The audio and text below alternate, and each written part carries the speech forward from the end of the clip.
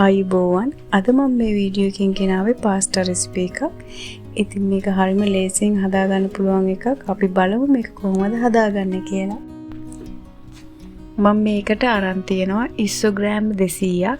අපි ඉස්සල්ලාම මේ ඉස්සු ටික මැරිනේට් කරගන්න ඕන. ඒකට මම එකතු කරගන්නවා කහ තේ හැඳි භාගයක්. ඊළඟට මිරිස් කුඩු තේ හැන්දක්. ලුණු රසය අනුව. දැන් මේ ඉස්සු ටික විනාඩි 20ක් විතර මැරිනේට් වෙන්න තියන්න. දැන් රත්තුණු පෑන් එකට තෙල් මේස හැඳි 2ක් විතර එකතු කරගන්න. ඔලිව් ඔයිල් නම් වඩාත් හොඳයි. බටර් තේ හැන්දකුත් එකතු කරගන්න. ඊළඟට මැරිනේට් කරගත්ත ඉස්සු ටික එකතු කරගන්න. ඔයා කලින්ම තඹගත්ත ඉස්සු නම් පාවිච්චි කරන්නේ. මේක විනාඩි 5ක් 6ක් මදගින්න තිබ්බහම ඇති. ඔයා අමු ඉස්සු නම් පාවිච්චි කරන්නේ විනාඩි 15ක් විතර මදගින්නේ ෆ්‍රයි වෙන්න දෙන්න. මම දැන් ඉස්සු ෆ්‍රයි කරගත්ත පෑන් එකටම ඔලිව් ඔයිල් මේස හැන්දක් විතර ආයෙත් එකතු කරගන්නවා.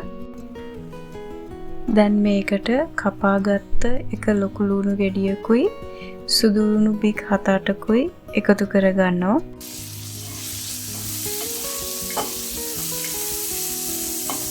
ලුණු සුදු ලුණු විනාඩි 2ක් විතර බැදුනට පස්සේ කපාගත්ත තක්කාලි ගෙඩිය මම එකතු කරගන්නවා.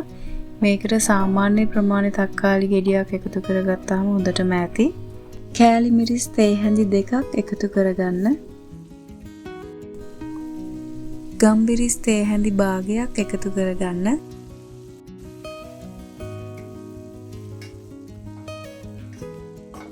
දැන් මම මේකට කපාගත්ත පාස්ලි කොළ මේස හැන්දක විතර ප්‍රමාණයක් එකතු කරගන්නවා.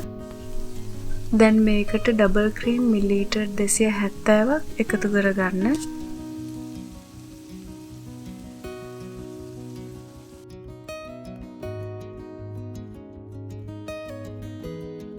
දැන් මේකට කලින් හදාගත්ත ඉස්සු ටික එකතු කරගන්න.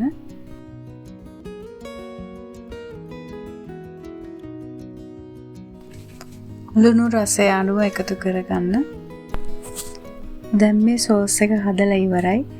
විනාඩි 10ක් යනවා අපිට මේ සෝස් එක හදලා ඉවර කරගන්න. ඩබල් ක්‍රීම් එකතු කරගත්ත වෙලාවෙ ඉඳන් අඩු ගින්දරේ. දැන් මම මේ පාස්ටා එක තම්බ ගන්න ලුණු රසය අනුව එකතු කරගෙන පාස්ටා ග්‍රෑම් 200ක් එකතු කරගන්නවා.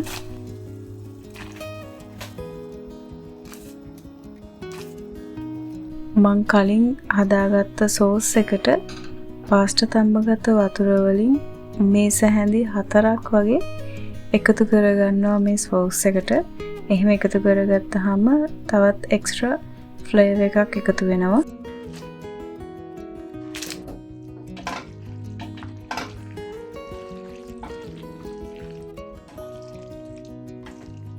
මේ වෙලාව ඔයාලට පුළුවන් ආයෙත් පාස්ලි කොළ ටිකක් එකතු කරගන්න. මේක හදලා බලන්න රස කොහොමද කියලා. ඉතින් අපි ආයෙත් අලුත් රස රෙසිපි එකකින් හම්බෙමු.